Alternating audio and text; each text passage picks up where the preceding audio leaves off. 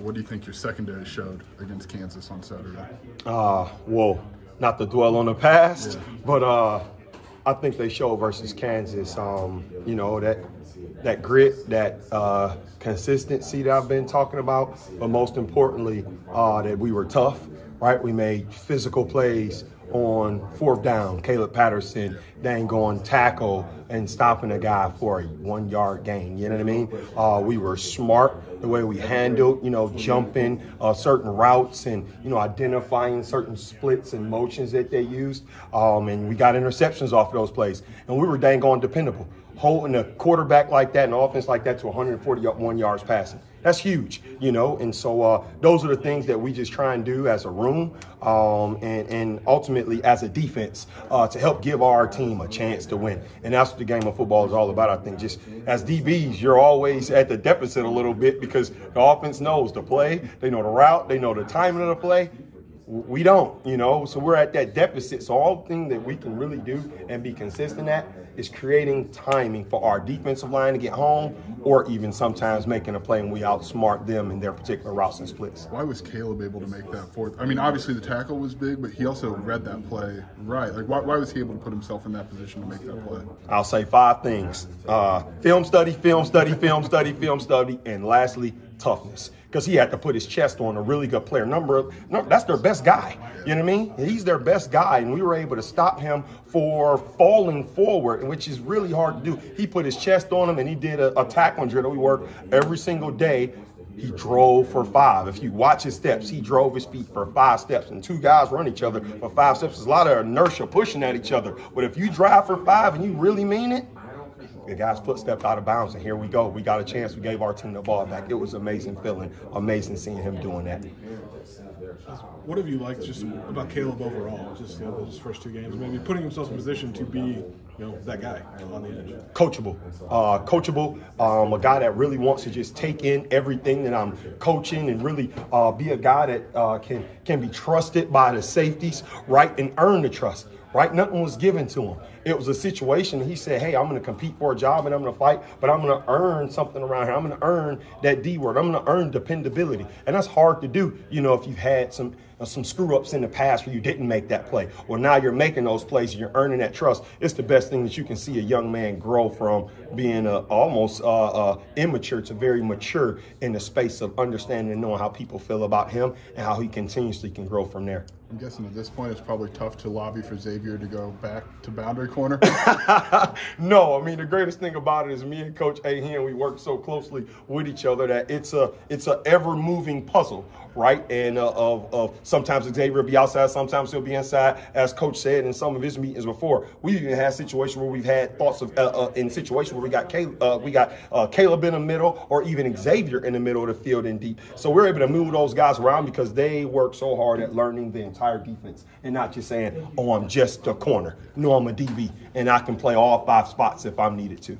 When did you notice your position group, they just had a certain edge to them, that they were going to, just have a good year? Well, when I got here, they were guys that were eager to be coached. They were eager to be loved up on. They were eager to be held accountable. And it speaks to how Brett Bielema runs his program. They were eager for me to come in there and become who I was to them, ultimately. I didn't have to be anybody else. And so it's been great to see how those guys have taken that level of saltiness, that toughness, that nastiness, but that level of confidence that I wanted to bring into the room to say, hey, we can check these guys. We just got to believe, right? It's like being a little kid and getting a pack of Legos given to you in your hand, right? You get those Legos and then you see another kid with the same pack of Legos, but this one kid is the dang on visionary. He imagines things a little bit better. And when you put things together, this dude took something with the same group of kids or with the same group of Legos and he tried to make something special out of it. So that's all I'm trying to do with these guys, taking them and showing them, hey, this is what I believe you can become.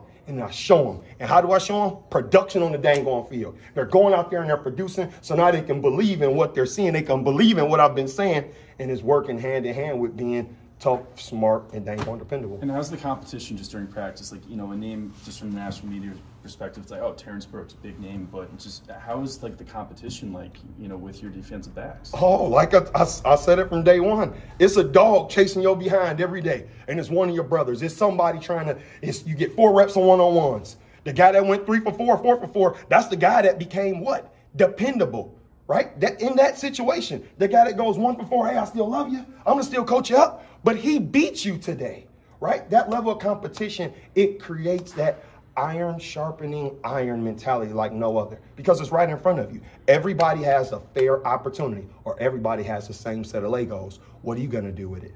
Right? Or Mr. Jason said at the beginning of the year, everybody has that dash between 2024 and 2025. What do you do with that dash in between 2024 and 2025? Everybody has the same amount of time. Pat Bryant talked about it yesterday in team meeting. Everybody has the same amount of time. What do you do with yours? So everybody gets the same amount of reps. What are you doing with yours? That's competition to me. How do you handle a week like this week where you say, hey, we did a lot of great stuff on Saturday against Kansas, but we also better do it again this week? Because it's about us. It wasn't about Kansas. It wasn't about Eastern Illinois. It was about us. It's about who we are, what we're trying to do here, right? Because if you continuously are so concerned with the opponent and not concerned with the growth and development of yourself, now you're not progress driven. Right? You're not process driven. You're just worried about the content that's there. We're worried about progressing every single week, going through these procedures every single week. And when you live like that, you're going to win every day. And so that's what we're seeing out of these guys. They're winning every day. They're doing great in class because that was already an expectation here. But they're winning on the field. They're winning in the weight room. They're doing the things that we ask. So they're seeing a constant level or a consistent level of confidence just blowing up right now because they're doing the things that we ask and they're having success stories from it. So we are worried about Illinois football. We're worried about Illinois defense. We're worried about Illinois defensive backs. We see who Central Michigan is. We see who Kansas was. And we also saw who Eastern Illinois was. But we're most concerned with being the best version of ourselves because that's what's going to give us the best chance to win. What were some of the biggest growth points you highlighted maybe from the Kansas film that you want to see progress?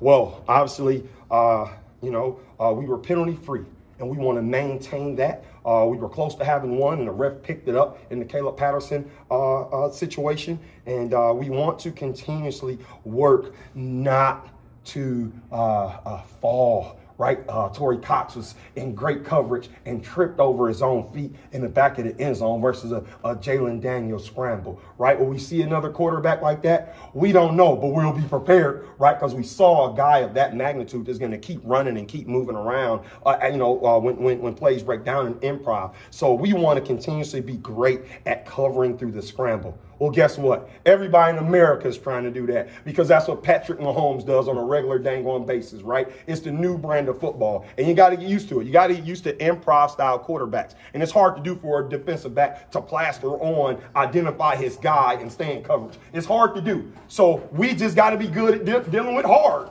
That's it. Kara Lawson said it a long time ago in one of her press, but you got to be good at dealing with hard because hard stuff is going to happen. Who are you afterwards? Once again, we're trying to teach these guys how to win through the day, right? That's a life thing.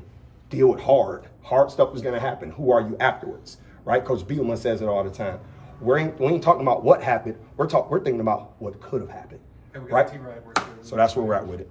Coach Bielema said Terrence had a good week of practice. Yes, sir. What does that look like for him? A good week of practice for him is just the constant, consistent approach, right? Of not one day is here and the next day is here. It's constantly here. And the more you see that, the more you can build on better days of that, but hold them to that standard of, we see you can play at this level, stay at this level. And that's hard for a young adult to do, So our job as the adults that surround him is to hold him to that standard and make sure he understands we're doing this and it's hard, but we care. And we're showing you that we care about holding you to a standard we know you can play at. You've coached a long time, a lot of people. How do you maybe hammer that home effectively? Because it can probably be frustrating for a player, right? Yes. So how do you make sure you're hammering that home in a constructive way? You do it in a way where sometimes conversations are difficult, right? But conversations eventually ease themselves as the young man can eventually see, like, this guy's really being transparent. He's really trying with me.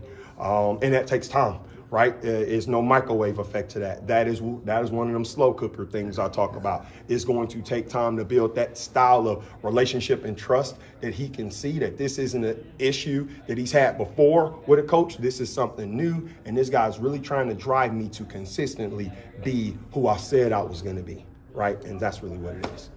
You spend